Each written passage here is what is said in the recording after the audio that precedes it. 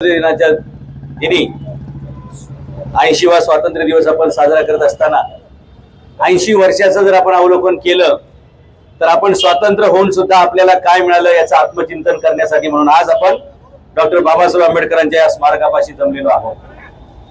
80 वर्षाचा आम्ही विचार केला, जमा खर्च बघितला तर अण्णाभाऊ साठेंचं मला वाक्य आठवतं की ये आजादी झूठी है, देश की जनता भूकी है। या देशातील आज 30% जास्त तरुण बेरोजगार आहेत। या देशातील 140 कोटी पैकी 80 कोटी लोक आजही रेशनवरती जगतायत। या देशातील अनेक लाखो करोडो तरुण आहेत की ज्यांना शिक्षण परवडत नाही म्हणून ते शाळेमध्ये जाऊ शकत नाहीत।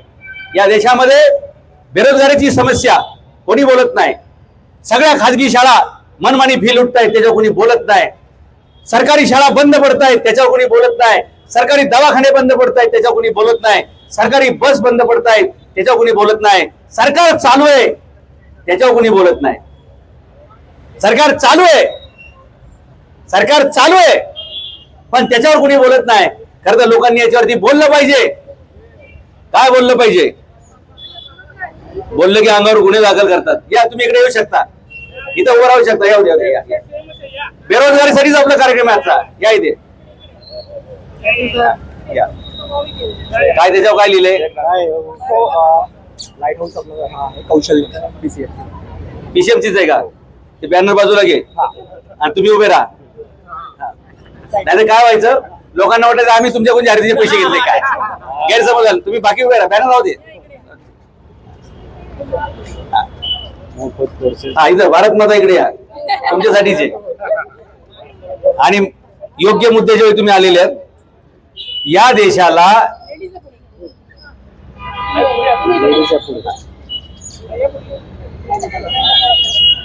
देशाला स्वतंत्र होऊन 80 वर्ष झाली असं फक्त आपण म्हणतोय। आताच माझी वरून एक समोरून एक मेट्रो गेली। अशा प्रकारची मेट्रो मी रशियात बघितल्यात। भूगर्भातून 5 लेअरच्या मेट्रो मी बघितल्यात, एका खाली एक 5। तशाच मेट्रो मी सिंगापूरमध्ये बघितल्यात, 5 प्रकारच्या वेगवेगळ्या अख्ख्या शहराला कनेक्ट करणाऱ्या आणि एका तासात देशाच्या या कोपऱ्यापासून ते त्या कोपऱ्यापर्यंत जाणाऱ्या मी मेट्रो बघितलेल्या आहेत। मी बघितलंय की या देशामध्ये प्रत्येक प्रश्न सोडवायचा म्हणलं की सरकार एकच सांगतं, लोकसंख्या खूप जास्त असल्यामुळे आपल्याकडे ट्रॅफिक होतंय, एवढ्या लोकांना शिक्षण देता येत नाही, रोजगार देता येत नाही, अमुक आहे धमुक आहे। सिंगापूरची लोकसंख्येची घनता आपल्यापेक्षा 8 पट आहे, तरी सुद्धा सिंगापूर त्याची प्रगती 1965 ला सुद्धा झालेला देश, त्यांच्या $1 किंमत आज 70 रुपये आणि आपली किती आहे? जर आपण अमेरिकेच्या तुलनेत गेलो तर आपल्या 100 रुपये हे अमेरिकेच्या $1 मध्ये बसतात। मी जे प्रसंगाचं भान राखून जे सांगितलं होतं की बॅनर बाजूला घ्या, कारण तुम्हाला कळलं असेल, हे अनुभवातून आम्ही सावध झालेलो आहे। अंडा खाय फकीर आता देशामध्ये उलट झालंय। उद्योगधंदा चालवणारे भगवे कपडे घालून संन्यास घ्यायच्या विचारात आहेत आणि ज्यांनी भगवे कपडे घालले त्यांना नको नको म्हणता, पण भरपूर उद्योगधंदा आहे। म्हणजे डोळे उघडले तरी धंदा आहे, झोपेसपर्यंत येणार धंदा आहे। ही आपल्या देशाची परिस्थिती आहे। इतर देशांच्या तुलनेमध्ये आपण कुठे आहोत? देश पुढे न्यायचा असेल तर आम्हाला आमच्या सर्व मुलांना KG to PG मोफत शिक्षण मिळालं पाहिजे। जर आम्हाला देशातील नागरिकांना चांगलं आरोग्य पाहिजे असेल तर इथे प्रत्येकाला मोफत हॉस्पिटल मिळालं पाहिजे। मी अनेक देशांमध्ये बघितलेले की तिथे तुम्हाला शाळा आणि हॉस्पिटल या दोन्ही गोष्टी पूर्णपणे निशुल्क आहेत। आपल्या देशामध्ये शाळा विकत आहे, हॉस्पिटल विकत आहे आणि मरण सुद्धा विकतच आहे। आणि त्याच्यात पण भ्रष्टाचार एवढा आहे की एखाद्याने आत्महत्या करण्यासाठी विषयाची बाटली आणली तर ती सुद्धा डुप्लिकेट निघाल्यामुळे तो मरायचा तर शिल्लक राहिला, उलट त्याच्यावर पोलीस गुन्हा दाखल करतात। आत्महत्येचा प्रयत्न केला म्हणून याच्यावर आणखी एक गुन्हा, म्हणजे आता परत वांदा त्याचा। म्हणजे प्रॉब्लेम कशाचा होता? डुप्लिकेट विषयाचा। ह्या डुप्लिकेट म्हणजे ओरिजिनल विष असावं, जर एखाद्याने आत्महत्या करायचा प्रयत्न केला तर ते भ्रष्टाचार तरी नसावा असं प्रकारचं एक पत्र मी अजित पवारांच्या हातात दिलं। ते वाचल्यानंतर त्यांना घाम आलता आणि आयुक्त होते इथं हर्डीकर, ते तर फार त्यांचा बीपी शूट झाला की ही काय मागणी आहे। म्हणलं बाकीच्या ठिकाणी भ्रष्टाचार चाललाय, किमान विषात तरी करू नका। देशात भ्रष्टाचार चाललाय, विषात तरी करू नका। पण त्यांनी मला सांगितलं की फुटेज टाकू नका, डेंजर फुटेज आहे, म्हणून मी ती टाकली नाही। या देशामध्ये सर्वांना शिक्षण फुकट मिळालं पाहिजे। डॉक्टर बाबासाहेब आंबेडकरांच्या पाठीमागे राजर्षी शाहू महाराज उभे राहिले, साईराव गायकवाड उभे राहिले। त्यामुळे बाबासाहेब आंबेडकरांना त्या काळामध्ये ब्रिटिशांच्या काळामध्ये सुद्धा अत्यंत हलाखीच्या परिस्थितीमध्ये सुद्धा लंडनला शिकायला जाता आलं आणि त्यामुळे त्यांनी उच्च शिक्षण घेतलं आणि इथे येऊन त्यांनी आपली जी काही वेदना असते, संवेदना असते, ती भारतीय राज्यघटनेच्या माध्यमातून मांडली आणि या देशातील सर्वात शेवटच्या उपेक्षित, शोषित, वंचित घटकाला सुद्धा न्याय मिळाला पाहिजे अशा प्रकारचं संविधान लिहिलं. आज ते संविधान मोडीत काढण्याचं काम टप्प्याटप्प्याने काही लोक करतायत. जे बाबासाहेबांनी सांगितलं होतं की सर्वांना मोफत शिक्षण मिळालं पाहिजे, त्या महानगरपालिकेच्या शाळा बंद पाडल्या जातात. प्रायमरी शिक्षण 8वी पर्यंत शिक्षण हे सर्वांना मोफत मिळालं पाहिजे असं बाबासाहेबांचं म्हणणं होतं. कारण एकदा माणूस शिकला की तो गुलाम राहू शकत नाही. शिकलेला माणूस गुलाम होऊ शकत नाही. परंतु आज परिस्थिती अशी आहे की अडाणी लोक स्वातंत्र्याच्या गप्पा बोलतायत, अडाणी लोक स्वातंत्र्यासाठी भांडतायत आणि शिकलेले लोक मात्र मनमुकाटपणे गुलामी करतायत. समता सैनिक दल बाबासाहेबांनी कशासाठी तयार केलं? देशामध्ये, समाजामध्ये जातीय व्यवस्था आहे, इकडे येऊ शकता तुम्ही, त्या व्यवस्थेला उत्तर विचारण्यासाठी बाबासाहेबांनी समता सैनिक दल तयार केलं. ज्यावेळी आम्ही एका शाळेमध्ये शिकू, एकाच हॉस्पिटलमध्ये जाऊ, एकाच हॉस्पिटलमध्ये उपचार घेऊ, त्यावेळी खऱ्या अर्थानं ती समता आपण म्हणू शकतो. आज या देशामध्ये चातुर्वर्ण्य वेगळ्या पद्धतीचं आहे. जे अतिश्रीमंताची पोरं होतं ते इंटरनॅशनल स्कूलमध्ये शिकतात, त्याच्यानंतरची जी असतील ती नॅशनल स्कूलमध्ये शिकतात, त्याच्या खाली जे असतील ती खाजगी शाळेमध्ये शिकतात आणि एकदम दीन दलित उपेक्षित शोषितांची मुलं फक्त महानगरपालिकेमध्ये शिकतात. हे नवीन प्रकारचा शिक्षणातला एक चातुर्वर्ण्य तयार झालेला आहे. बाबासाहेबांना हा अपेक्षित नव्हता, शाहू महाराजांना अपेक्षित नव्हता, सयाजीराव गायकवाडांना अपेक्षित नव्हता. ही परिस्थिती बदलण्यासाठी या देशातील सुशिक्षित लोकांसह ग्रामीण भागामध्ये, खेड्यापाड्यामध्ये पसरलेल्या सर्वांनी एकत्र आलं पाहिजे. स्वातंत्र्याच्या दिवशी तुम्ही अशा प्रकारचं आंदोलन करू नका, अशा प्रकारची मला पोलिसांची सूचना होती.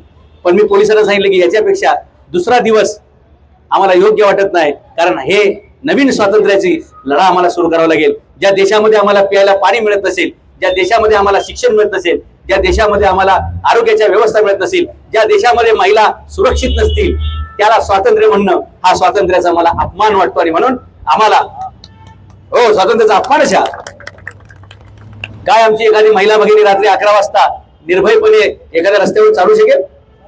अजिबात शक्य नाहीये. इथे 2-2, 3-3 वर्षाच्या मुलींवरती बलात्कार होत आहेत. 10 वर्ष कोर्टामध्ये ज्या केसेस चालतात, आरोपी म्हातारा होऊन मरून जातो, तरी सुद्धा त्या मुलीला जर न्याय मिळत नसेल, म्हणजे ज्या देशामध्ये शिक्षण नाही, आरोग्य नाही, न्याय नाही, रोजगाराच्या संधी नाही, हे स्वतंत्र म्हणणं हे मला काही योग्य वाटत नाही. स्वातंत्र्य खऱ्या अर्थाने त्या दिवशी, तुम्हाला सांगतो, देश स्वतंत्र झाला त्यावेळी भारताच्या लोकसभेमध्ये जे खासदार होते त्यातले 40% जास्त ग्रॅज्युएट होते. आजच्या आमच्या लोकसभेमध्ये 40% जास्त 10वी कमी शिकलेले लोक आहेत. त्यावेळेचा मतदार अशिक्षित होता, खासदार सगळे सुशिक्षित होते. बाबासाहेब बॅरिस्टर होते, बाबासाहेबांसारखे पंजाबराव देशमुख बॅरिस्टर होते. असे त्यावेळेचे PhD झालेले, डॉक्टरेट झालेले, लॉ झालेले, पदवीधर झालेले, इंजिनियर झालेले लोक त्यावेळी आमदार, खासदार असायचे आणि मतदार अशिक्षित होता. आज परिस्थिती पलटली, मतदार सुशिक्षित झालेला आहे आणि निवडून जाणारे कोणी 4थी नापास, कोणी 8वी नापास, कोणावर 5 गुन्हे, कोणावर 10 गुन्हे, याला स्वातंत्र्य म्हणता येईल का? हे स्वातंत्र्याचा मला वाटतं विपर्यास झालेला आहे, ते आपण बदललं पाहिजे. आज हे आपण आंदोलन करतोय ते एकाच गोष्टीसाठी आहे की या देशामध्ये, या शहरामध्ये, या राज्यामध्ये जे बेरोजगार तरुण आहेत त्या प्रत्येक तरुणाला या सरकारने, या महानगरपालिकेनं 50,000 रुपये महिन्याची नोकरी मिळवून द्यावी आणि जर ते शक्य होत नसेल तर प्रत्येकाला 10,000 रुपये बेकार भत्ता दिला पाहिजे. या पिंपरी चिंचवड शहरामध्ये MIDC आहे, याच पिंपरी चिंचवड शहरामध्ये हिंजवडीची IT पार्क पण आहे. हजारो उद्योगिक आहेत, त्यांना कामाला माणसं मिळत नाहीत आणि ते लाखो तरुण आहेत ज्यांच्या हाताला काम नाहीये. राज्य सरकारनं आणि महानगरपालिकेनं एक समन्वय साधायचा आहे. फक्त मी काय अशी जगावेगळी मागणी करत नाही, फक्त समन्वय साधा. हे बेरोजगार तरुण आणि ज्यांना काम पाहिजे ते तरुण आणि महानगरपालिका आणि उद्योगधंदे यांचा समन्वय साधा. हे सगळे उद्योगधंदे महानगरपालिकेला, राज्य शासनाला CSR फंड देतात. CSR फंडाच्या माध्यमातून थोडी गन पावडर, लिपस्टिक लावायचा कार्यक्रम होतो. आम्ही समाजासाठी काहीतरी करतोय असे भावना तयार केले होते. त्याच्यापेक्षा तुम्ही या तरुणांना डायरेक्टली त्या फॅक्टरीमध्ये द्या, उद्योगांमध्ये द्या, त्याला नोकरी द्या. किमान 50,000 रुपये महागाईच्या प्रमाणे किमान 50,000 रुपये त्यांना महिना पगाराची नोकरी मिळवून द्या. आणि जर हे होत नसेल तर या सर्व तरुणांना 10,000 रुपये बेकार भत्ता तुम्ही दिला पाहिजे. आता तुम्ही म्हणताल की हे सगळं तुम्ही बोलताय, हे कसं शक्य करायचं? आपल्या देशामध्ये नेहमी आमच्या तरुणांची तुलना त्यांना काय दाखवलं जातं माहितीये का? पाकिस्तान को मार डालेंगे, पाकिस्तान को कुचल डालेंगे, पाकिस्तानची नांगी मोडून टाकू, पाकिस्तानची नांगी ठेचून काढू. किती दिवस आमच्या तरुणांना तुम्ही बांगलादेश आणि पाकिस्तान बरोबर तुलना करणार आहात? कधीतरी आमच्या देशातील तरुणांना जर्मनीची तुलना, सिंगापूरची तुलना, अमेरिकेची तुलना, कोरियाची तुलना, जपानची तुलना, रशियाची तुलना हे करायला शिकवलं पाहिजे. आणि म्हणून जो शिक्षणाचा मुद्दा आहे, रोजगाराचा मुद्दा आहे, त्या बाबतीत मला तुम्हाला सांगायचंय, जर एखाद्याला पीएचडी करायची असेल, जसं बाबासाहेब आंबेडकरांचं मी तुम्हाला उदाहरण सांगितलं की राजर्षी छत्रपती शाहू महाराज आणि साईराव गायकवाड हे बाबासाहेब आंबेडकरांच्या पाठीशी उभे राहिले आणि त्यामुळे एका सामान्य कुटुंबातील तरुण लंडन पर्यंत जाऊ शकले आणि बाबासाहेब आंबेडकर पीएचडी सगट 26 डिग्र्या घेऊन या भारतामध्ये आले. 26 डिग्र्या. आता त्यात वाढ झाली. आमच्या काही समता सैनिक दलांचे कार्यकर्ते असलेले 32 डिग्र्या घेतल्या आणि बाबासाहेब आंबेडकर त्या काळातले आणि आज सुद्धा गेल्या 100 वर्षामध्ये 32 लॉ, पीएचडी, सोशल सायन्स अशा 32 डिग्री घेणारे या जगातील गेल्या 100 वर्षातील एक महामानव म्हणून कोलंबिया विद्यापीठामध्ये शिक्षण घेतलं. त्याचा सर्वे झाला आणि गेल्या 100 वर्षामध्ये असा विद्वान माणूस जन्माला आला नाही असं जगाने सर्वेक्षण करून बाबासाहेबांना त्याची पोचपावती दिली. बाबासाहेब तिथपर्यंत पोहोचू शकले कशामुळे? बाबासाहेबांना शिक्षणाची संधी मिळाली, त्यांना स्कॉलरशिप मिळाली, त्यांना मदत मिळाली, राजाश्रय मिळाला. तसं या देशातील गोरगरीब तरुणाला बघा, त्याची जात काही असो, त्याचा धर्म काय असो, त्याची भाषा कोणती असो, त्याचा प्रांत काय असो, प्रत्येक होतकरू तरुणाला संधी मिळाली पाहिजे. आज या देशात किती लोकांना शिष्यवृत्ती मिळते? आज किती तरुणांना शिष्यवृत्ती मिळते? आज कितीतरी मुलांचे स्कॉलरशिप मिळत नाहीयेत. कितीतरी आरटीईची मुलं आहेत, म्हणजे आर्थिक दुर्बल घटकाची मुलं शाळेत शिकतात, त्यांचा परतावा सरकारकडून आलेला नाही. पर्यायी ती फी पालकाला त्याच्या खिशातून भरावी लागते. म्हणायला फक्त सुविधा आहे, सोय आहे, परंतु ती प्रत्यक्षामध्ये गैरसोय. आणि म्हणून या देशातलं शिक्षण व्यवस्था आणि परदेशातील शिक्षण व्यवस्था याच्या तुलनेचं मला तुम्हाला सांगितलं पाहिजे, जेणेकरून आपल्याला कळलं पाहिजे की बांगलादेश, पाकिस्तान यांची तुलना करून आपण कधीच पुढे गेलं पाहिजे. बांगलादेश आपल्या पुढे आहे, पाकिस्तान सुद्धा आपल्या पुढे आहे अनेक गोष्टींमध्ये. ते आज मला इथं सांगायचं नाही. मूळ मुद्दा काय की तुम्ही आम्हाला खाली किती आहे हे सांगू नका, आमच्या पुढे किती देश आहेत ते सांगा, म्हणजे आमच्या तरुणांची डोकं ठिकाणी होईल. नाहीतर त्याला तुम्ही इकडे तिकडेच गुंतवतात. जे मुद्दे टीव्हीला येतात ते आमच्या कामाचे नसतात आणि जे कामाचे असतात ते टीव्ही. त्यामुळे बहुजन समाजाच्या देशाच्या उपयोग काय हे कळायचं असेल तर टीव्ही बघणं बंद केलं पाहिजे.